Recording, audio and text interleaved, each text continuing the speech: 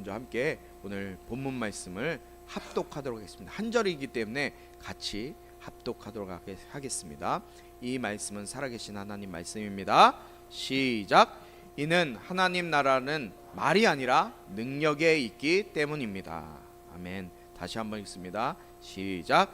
이는 하나님 나라는 말이 아니라 능력에 있기 때문입니다. 아멘. 우리가 작년 2024년 3월 달에 보니까 사도행전 말씀을 들으면서 고린도에 대한 이야기를 잠깐 나눴어요. 고린도는 어떤 지역이었어요? 혹시 기억나는 분 계세요? 아무도 없죠? 감사합니다. 고린도라는 지역은 펠레폰네소스 반도 그리고 그리스 북쪽 지역을 연결하는 지점에 있어요. 그리고 서쪽과 동쪽을 연결하는 해상로의 접합점 딱 중간에 위치해 있는 곳이 바로 이 고린도라는 지역이었어요. 오랫동안 정치적으로 상업적으로 또 해운 분야에서 아테네와 굉장히 경쟁적인 위치에 있는 곳이 이 고린도 지역입니다. 우리가 잘 아는 것처럼 고린도 전서와 고린도 후서가 이곳에 이 고린도 교회에 바울이 편지하는 이 편지 서신으로 우리에게 알려져 있죠. 그리고 이 고린도 전서는 특별히 고린도는 아프로디테 신 알죠? 그리스 여신, 그리스 신화에 나오는 아프로디테 이 신전이 있는 곳이었고, 그곳에서 일하는 창녀들이, 여자들이 이 우상 신전들은 어떤 것이 있었냐면 이 창기들이 제사장이었어요. 그래서 이 제사장, 그 해운 지역에 이 신을 예배하러 오는 사람들과 이런 성적인 관계를 맺는 창기들이 1000명 이상 있었던 아주 우상 숭배의 중심지였고, 도덕적으로 신앙적으로 엄청나게 타락한 도시가 바로 이 고린도라는 지역이었어요. 그리고 이 고린도는 매우 지적인 시민들이 많이 있었던 곳이에요. 헬라의 다른 도시처럼 학술원, 토론장, 철학을 논하고 삶의 문제들을 철학으로 자신들의 언변을 이용해서 배우고 또 전하려고 했던 곳이 바로 이 고린도라는 지역이었어요. 바울이 이런 곳에 복음을 전했고 이곳에 교회가 세워졌어요. 그런데 그런 고린도 교회에 문제가 생기기 시작했죠. 그 바울의 그 문제를 제기한 것 중에 하나가 뭐였냐면 바울의 사도직에 대한 것이었어요. 바울이 정말 사도냐라는 바울의 사도 직분에 대한 문제들을 제기하기 시작했어요. 그리고 또한 바울의 외모, 그 다음에 바울의 말투, 이런 것들이 당시의 위대한 헬라 웅변가들이나 변증가들과 그들의 화술과 달변의 기술에 익힌 사람들의 관점에서 볼 때는 바울의 이야기하는 것이 너무너무 허접스러운 거예요. 너무너무 유치한 거예요. 너무 차이가 많이 나니까 바울이 전하는 것, 바울은 뭘 전했어요? 항상 바울이 편지에서도 그렇고 바울의 삶에서도 전했던 건 오직 그냥 예수 그리스도예요. 예수 그리스도와 예수 그리스도의 십자가가 도대체 무슨 일을 했느냐라는 것을 바울이 전한 거였는데, 바울이 그것을 전할 때 자신의 생각이나 자신이 가지고 있는 견해를 가지고 전한 것이 아니라 자신이 갖고 있었던 그 많은 철학들, 또 아주 수많은 수사학을 사용해서 하나님의 말씀을, 예수 그리스도를 그렇게 아주 논리적이고 논리정연하게 웅변가들처럼 전한 것이 아니라 그냥 하나님께서 주시는, 성령님께서 깨닫게 하시는 그 예수 그리스도에 관한 말씀만 담백하게 이 사람들에게 전하게 된 거예요. 그러니까 그 수사학과 철학, 그 다음에 논리적으로 대화하는 것을 즐겼던 이 그리스 헬라 시대에, 이 시대를 살았던 사람들의 입장에서 볼 때 바울의 언변이나 바울의 외모나 바울의 행색이 어땠다는 거예요? 마음에 들지 않은 거예요.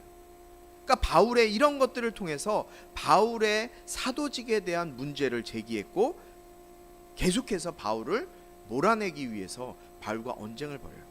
그래서 이 고린도전서 앞부분에 보니까 이 고린도 교회에 일어나고 있는 문제들을 바울이 해결하기 위해서 고린도 교회에 편지를 쓴 게 이 고린도 전서와 후서예요.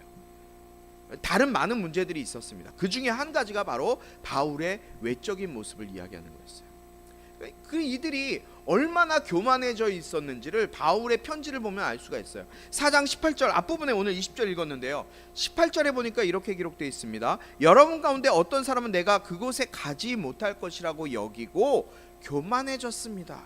바울이 이 고린도 지역, 이 고린도 교회, 이 지역 교회에 다시 가지 못할 것이라고 생각을 해서 바울의 교만하게 바울을 대적하고 바울의 사도직에 대해서 문제를 삼고 있다는 거예요. 그러니까 이들이 자신들이 배웠던 그 학식과 학문을 가지고 얼마나 교만해졌는지 알 수 있는 대목이라는 거예요. 여러분, 교만은 끝이 없어요. 배우면 배울수록 겸손해져야 되는데 배우는 사람들의 입장에서는 겸손해지는 게 쉬운 게 아니에요. 교만해질 수밖에 없는 거예요. 그리고 19절에 보니까 뭐라고 합니까? 내가 속히 가서 그 교만해진 사람들의 말이 아니라 능력을 확인해 보겠습니다 라고 바울이 얘기해요. 너네들이 그렇게 말 잘하고 철학적으로 논쟁하고 수사학적으로 아주 말을 잘하고 아주 달변이라고 얘기하는데 그 달변, 그것이 얼마나 중요한가? 그건 중요한 게 아니야. 너희들이 정말 너희들 속에 능력 있는지 내가 한번 가서 진짜 보겠어 라고 바울이 말해요. 그리고서 오늘 20절 말씀을 하고 있는 거예요. 뭐래요? 하나님 나라는 말이 아니라 능력에 있기 때문이라고 얘기하는 거예요. 여러분, 오늘 우리는 하나님 나라는요, 우리의 말이 아니라, 우리의 지식이 아니라, 우리의 지혜가 아니라, 우리의 언변, 달변이 아니라 능력에 있는지를 바울이 우리에게 설명해 주고 있는 것을 우린 보게 될 거예요. 여러분, 하나님 나라는 말로 사람을 변화시키고 말로 하는 것이 아니에요. 여러분, 우리가 영혼을 변화시키는 것, 이 자리에 뭐 예배 안 나오고 뭐 교회 못 오는 사람들, 우리가 말로 해서 그들을 구원할 수 있겠습니까? 아니요. 우리가 어떤 달변이라고 하더라도, 어떤 웅변가라고 하더라도 그 영혼을 살리고 구원의 길로 인도하는 것은 우리의 힘과 우리의 능력과 우리의 말빨로 할 수 있는 게 아니에요. 우리의 힘으로, 우리의 말로 하는 게 아닌 거예요. 저는 달변도 아니고요, 말도 잘 못해요. 어눌해요.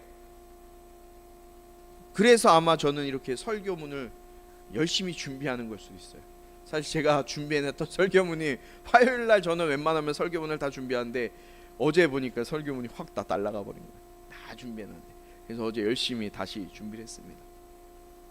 저는 달변도 아니고 말 잘하지도 못하기 때문에 교만해질 수가 없어요. 하나님이 그래서 교만하지 못하도록 이렇게 좀 준비시키시는 것 같아요. 여러분, 하나님 나라는 오늘 바울이 말합니다. 말이 아니라 능력에 있다라는 것이에요. 그럼 시기상 적절치 않을 수 있어요. 저는 지금 정치적인 것을 여러분들에게 이야기하려고 하는 것이 아닙니다. 우리나라 정치적인 모습을 보면 좌와 우로 아주 극명하게 나누어져 있죠. 사람들은 이러한 정치적인 이야기하는 것, 토론하는 것, 정치적인 것, 논쟁하는 것, 이런 거 굉장히 즐기는 사람들이 많이 있어요. 교회도 이런 정치적인 것들, 이슈들에 대해서 침묵하지 않고 이야기하고 싶어하고, 또 심지어 담임 목사의 정치적인 성향에 따라서 교회의 분위기가 그렇게 흘러가기도 합니다. 그런데 그것이 문제예요. 그것에 문제가 있는 거예요. 왜 문제가 있을까요? 그들이 대화하고 그들이 나누는 정치적인 것에 과연 예수 그리스도의 십자가가 있는가, 능력이 있는가, 우린 그것을 봐야 돼요. 우리가 전하고 해야 할 말 속에 복음, 예수 그리스도, 십자가가 담겨 있는가를 우리는 정치적으로 논쟁하는 그 자리에 서로의 말을 듣고 이해하려고 하지 않는 그 속에 복음과 예수 그리스도와 십자가가 있는지를 먼저 생각해 보아야 된다는 거예요. 오늘 바울이 말한 것과 같이 정말 그 속에 능력이 있는가? 영혼을 살릴 능력이 있는가? 그 영혼을 변화시킬 능력이 있는가? 우리는 그것을 살펴보아야 한다는 것입니다. 여러분, 여러분들 기독교, 종교는 기독교를 가지고 있죠. 기독교나 기독교의 메시지는요, 우리의 이런 지적인 관심과 지적인 문제가 아니라 예수 십자가의 능력이 정말 참된 기독교이고 기독교의 능력인 줄 믿습니다. 교회 일에 열심도 있고요, 헌금도 잘하고 또 봉사도 하고 아주 교회 일이라면 열심을 내는 사람들이 있어요. 심지어 새벽 예배도 빠지지 않고 새벽 예배라면 항상 있어야 할 그 자리에 본인을 갖고 있는 삶을 살아가는 사람들이 있어요. 그런데 그 가운데 삶에서 그의 삶 속에서 하나님의 능력이 전혀 나타나고 있지 않다면, 기독교의 신앙이 내 삶 가운데 전혀 능력이 없고 영향력을 주지 못하고 있다면 그것을 우리는 하나님 나라의 삶을 살고 있느냐라고 담대하게 말할 수 있을까요? 교회는 다녀요, 신앙생활도 하고 있어요. 그런데 나의 삶 속에 누구에게, 어떤 사람에게 예수 그리스도의 그 선한 영향력을 조금도 미치고 있지 않다면 그 사람은 하나님 나라를 살아가고 있느냐? 라고 말할 수 있을까요? 여러분, 하나님 나라는요, 우리의 삶과 전혀 상관없는 그런 것이 아니에요. 내가 이 땅을 살아가고 있는 이 삶과 상관없는 것이 아니라니까요. 하나님 나라가 내 안에 임하고 하나님 나라의 삶을 살고 하나님 나라를 경험하고 깨닫게 되면요, 우리의 삶에 변화를 가져오게 되어 있어요. 반드시 변화가 일어나는 거예요. 이전의 삶에서 전혀 새로운 삶의 모습으로 변화가 일어나는 거예요. 교회를 다니고 있고 예수님을 만났고 인격적으로 예수 그리스도를 만났는데도 이전과 변함없이 동일하게 인생을 살아가고 있다면 그 사람은 죄송하지만 하나님 나라를 경험하지 못하는 거예요. 오늘 바울은 그것을 얘기해요. 하나님 나라는 능력으로 나타나는 거예요. 능력으로. 여러분, 구약의 사건들을 보세요. 한번 되짚어 봅시다. 구약의 사건들 어디서부터 볼까요? 모세를 통해 하나님께서 이스라엘이라는 민족을 아주 작은, 겨우 70명, 좀 더 커졌죠. 400년 동안에 100만 명이 넘는 그런 민족을 이뤘습니다. 그 민족을 이룬 이스라엘 작은 나라를 이집트라는 대제국에서 하나님께서 건져내실 때 어떻게 건져내셨어요? 모세의 능력이었나요? 모세의 능력은 단 1%도 없었어요. 10가지의 재앙, 이것 누구의 능력이에요? 하나님의 능력이에요. 하나님께서 그 10가지의 재앙을 통해서 이스라엘 백성들을 애굽에서, 이집트 땅에서 이끌어내셨을 뿐만 아니라 그들이 건너야 할 홍해, 그리고 광야에서의 모든 삶, 모두가 누구의 능력이었어요? 하나님의 능력이었어요. 100%가 하나님의 능력이었어요. 그리고 그 하나님의 능력의 결정판으로 우리에게 예수 그리스도를 보내주셨어요. 남자를 전혀 알지 못했던 시골 처녀에 불과했던 마리아를 통해서 거룩한 하나님의 아들이신 예수 그리스도께서 이 땅에 오시게 됐어요. 그리고 예수님은 30세가 되시고 나서 하나님 나라를 선포하셨고 하나님 나라를 이루어 가셨어요. 여러분, 예수님께서 30세까지는 나사렛의 목수에 불과했어요. 마리아의 아들이었어요. 그렇지만 30세 하나님 나라를 경험하고 하나님 나라를 이루시면서 어떤 일을 했어요? 환자를 고치셨죠. 눈먼 자를 보게 하셨고, 듣지 못하는 사람, 말 못하는 사람이 듣고 말하게 됐어요. 갈릴리 바다 물결이 거세지게 제자들을 삼킬 것 같을 때 예수님께서 말로 그 파도를 잠잠케 하셨어요. 귀신을 내어 쫓으셨고 심지어 죽은 사람도 다시 살리셨어요. 여러분, 예수님은 말씀으로만 하신 것이 아니라 실제로 능력으로 나타내셨어요. 하나님의 능력을, 하나님의 나라를 우리에게 보여주셨다는 거예요. 그리고 하나님의 아들이신 예수님은 충분히 고난을 받지 않을 수 있는 능력이 있으셨어요. 십자가를 받지 않으실 능력이 있으셨어요. 그렇지만 가장 비참하고 가장 비참한 그 저주의 방법이 온갖 수모를 당하시면서 가장 치욕적인 형벌인 십자가에 죽으셨고 3일 만에 죽음의 권세를 이기시고 다시 살아나셨어요. 그것을 통해서 주님의 능력을 다시 우리에게 보여주셨어요. 우리는 예수님을 통해서 하나님의 나라의 능력을 우리에게 다시 보여주셨어요. 그뿐인 줄 아세요? 예수님께서 부활 후에 40일 동안 이 땅에 계시면서 많은 일들을 하셨죠. 그러면서 다시 하나님의 우편에 올라가시면서 오순절에 성령을 제자들에게 보내주셨어요.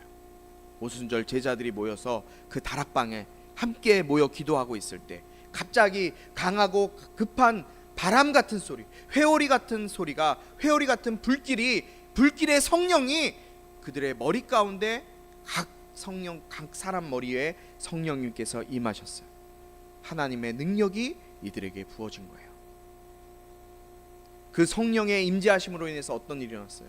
얼마 전까지만 해도 베드로는 예수님을 부인하고 예수님을 저주하고 예수님을 떠나 자기의 갈 길로 갔던 그 베드로가 이제는 성령님을 경험하고 성령님을 만났던 이 베드로가 어떻게 변화됐습니까?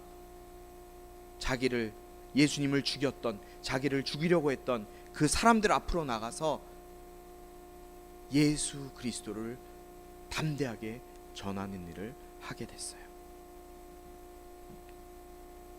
베드로의 그 설교를 듣고 3,000명이 하루아침에 회개하고 주님께 돌아오는 역사가 나타나게 되었어요.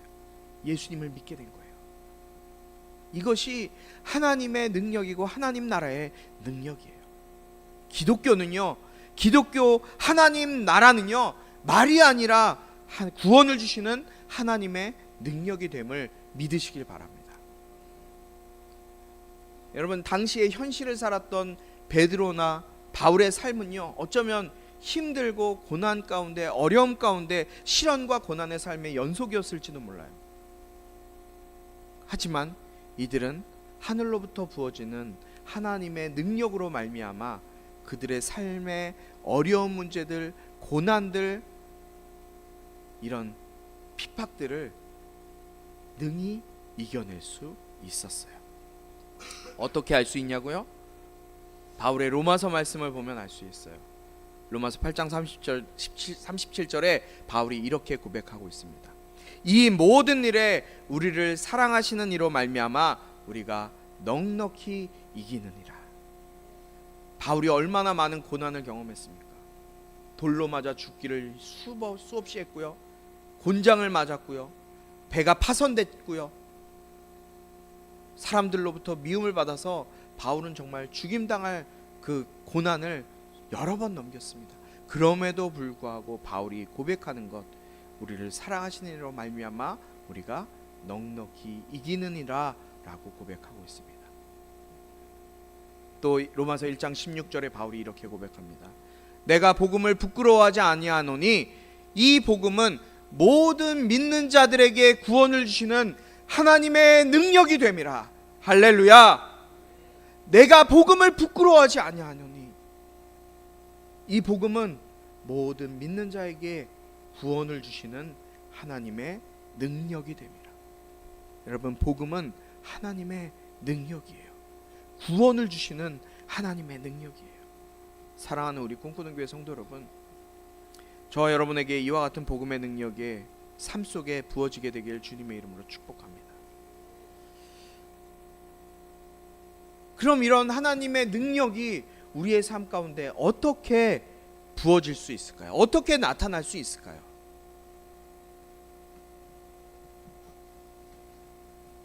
여러분, 이 하나님 나라의 능력, 하나님 나라의 구원의 능력은요, 가장 먼저 우리에게 항상 하는 일이 있어요. 우리의 삶 가운데 하나님의 나라를 살게 하고 하나님 나라의 능력을 경험하게 하기 위해서 항상 먼저 우리에게 주는 순서가 있어요. 그 첫 번째 순서가 뭔지 아십니까? 내 안에 있는 죄를 깨닫게 하는 거예요. 하나님 나라의 능력이 내 안에 나타나기 위해서는요, 가장 먼저 나타내야 되는 게 내 안에 죄가 깨달아지는 거예요. 내가 죄인임을 인정해야 돼요. 여러분들이 죄인임을 인정해야 돼요. 나는 정말 착하고 선하게 살았는데 나는 법이 없어도 그냥 살 것 같아요. 나는 그런 삶을 살 수 있는 사람이에요 라고 말할 수 있는 분들이 있을 거예요. 그런 여러분들을 향해서 왜 성경은, 예수님은, 저는 여러분들이 죄인임을 먼저 인식하고 죄가 회개되어야 된다고 말하고 있을까요?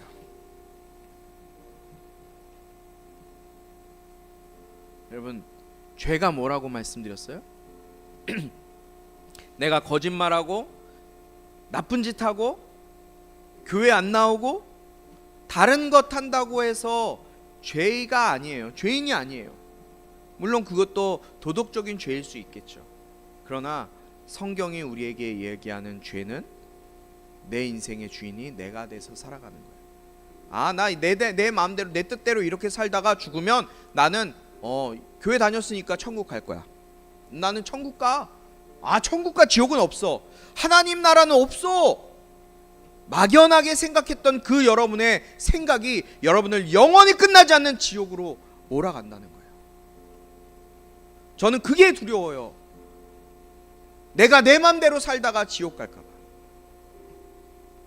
예수 없이 살다가 그냥 교회 일주일에 한 번 가고 한 달에 한 2번 가면 되지. 그냥 나가면 되지 뭐.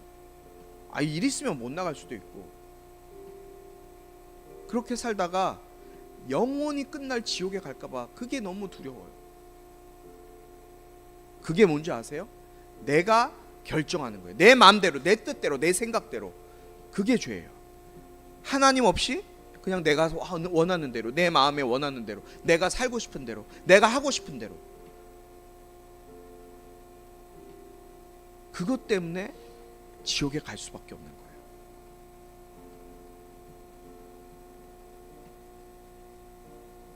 여러분, 오순절 마가의 다락방에서 베드로가 성령을 받고 성령을 통해서 변화되었을 때 복음을 전했어요. 예수 그리스도를 전했어요. 그 예수 그리스도를 전했을 때 바울을 죽이려고 했고 베드로를 죽이려고 했던 그 수많은 유대인들이 앞에서 복음을 전했을 때 3,000명이나 되는 사람들이 그 예수 그리스도의 복음, 당신 예수 없으면 죽어, 예수 없으면 지옥 가, 그냥 네 맘대로 살다가 지금 그렇게 살다가 하면 지옥 갈 수밖에 없어. 그러니 예수 믿고 예수님이 너의 인생의 주인 되어 살아가야 돼. 그 복음 전했다가 3,000명이나 되는 사람들이 그 자리에서 꼬꾸라져서 회개하고 주님께 나와요. 그러면서 그들이 뭐라고 하는지 아세요? 성경의 사도행전에 뭐라고 기록되는지 아세요? 그들의 마음이 찔려 우리가 어찌할꼬, 죄가 깨달아지고 자신의 죄를 뉘우치고 하나님 앞에, 주님 내가 어떻게 해야 되겠습니까? 내 죄가 깨달아져서 나는 내 힘으로 내 능력으로 살 수 없어. 나는 죄인입니다. 나를 어떻게 해야 될까요? 지금까지는 내가 내 마음대로 살았는데 이제는 주님 어떻게 해야 됩니까? 그럼 주님 앞에 자복하고 엎드러지게 됐어요. 여러분들 혹시 이렇게 여러분들의 죄가 깨달아져서 하나님 앞에 나의 그 죄가 깨달아져서 엎드려서 자복한 적 있으세요? 부르짖어서 죄를 회개해 본 적 있으신가요? 죄를 깨닫는 능력을 경험해 보신 적 있으신가요? 저는 가끔 설교하다가 눈물이 터질 때가 있어요.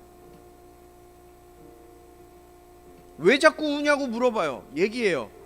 왜 울어? 안 울고 하면 안 돼? 저의 부족함이 깨달아져서 십자가를 생각할 때 아무것도 아닌 나를 위해 십자가 지신 그 예수 그리스도를 생각하면 저도 모르게 눈물이 나요. 제가 예수님을 만나고 인격적으로 주님 만나고 제일 먼저 나타났던 저의 모습이 저의 모든 죄가 다 깨달아지는 거였어요. 다 발견되어지더라고요. 생각지도 못한 죄까지도 다 생각이 나더라고요. 여러분, 하나님 나라의 능력을 경험하기 위해서 제일 먼저 부어져야 되는 것은 바로 내가 죄인임이 깨달아지는 거예요. 나는 죄인입니다, 주님. 나는 내 능력으로, 내 힘으로 살 수 없습니다. 그래서 주님이 필요합니다. 예수님의 능력이 필요합니다. 예수의 이름이 필요합니다. 예수 그리스도의 보혈이 필요합니다.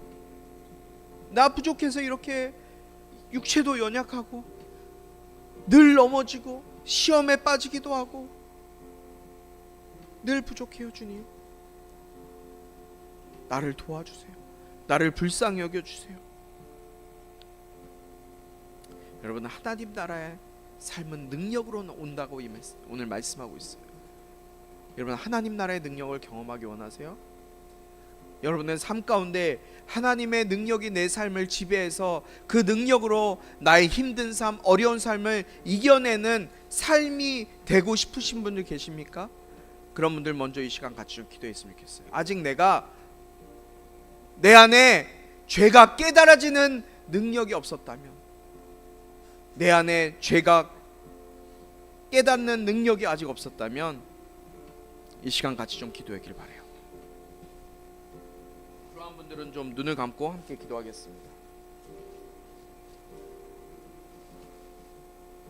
주님, 나를 불쌍히 여겨 주시옵소서.